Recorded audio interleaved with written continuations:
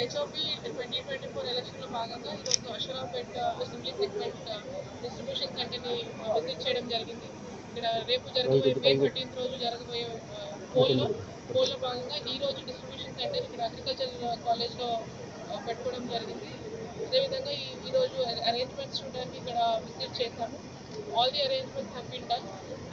All the poll parties కూడా ఇక్కడ రావడం జరిగింది. అందరికీ కూడా పోలింగ్ మటీరియల్ ఏదైతే ఈవీఎంస్ ఉన్నాయో, statutory papers, covers, all other non statutory papers ఏదైతే ఉన్నాయో అన్నీ కూడా హ్యాండ్ ఓవర్ చేయడం జరిగింది.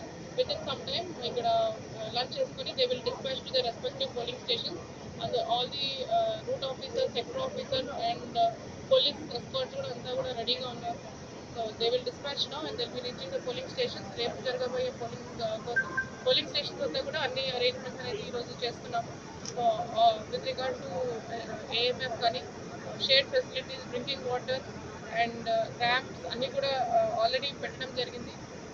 సో రేపు జరగబోయే పోల్ కోసం already all arrangements are in place. Thank you. Suspected ఏరియాస్లో ఎలాంటి ఏర్పాట్లు చేశారు? ఎన్ని ఉన్నాయి మేడం ఇక్కడ మొత్తం? సో అషరాపేట సెగ్మెంట్లో అయితే లేవు. మనకి అరౌండ్ 10 మైక్రో అబ్జర్వర్స్ అయితే ఇక్కడ మేము క్రిటికల్ లొకేషన్స్లో పెట్టడం జరిగింది. మిగతా జిల్లాలో చూసుకుంటే మనకి క్లోజ్ టు 170+ ఉన్న లొకేషన్స్ ఉన్నాయి.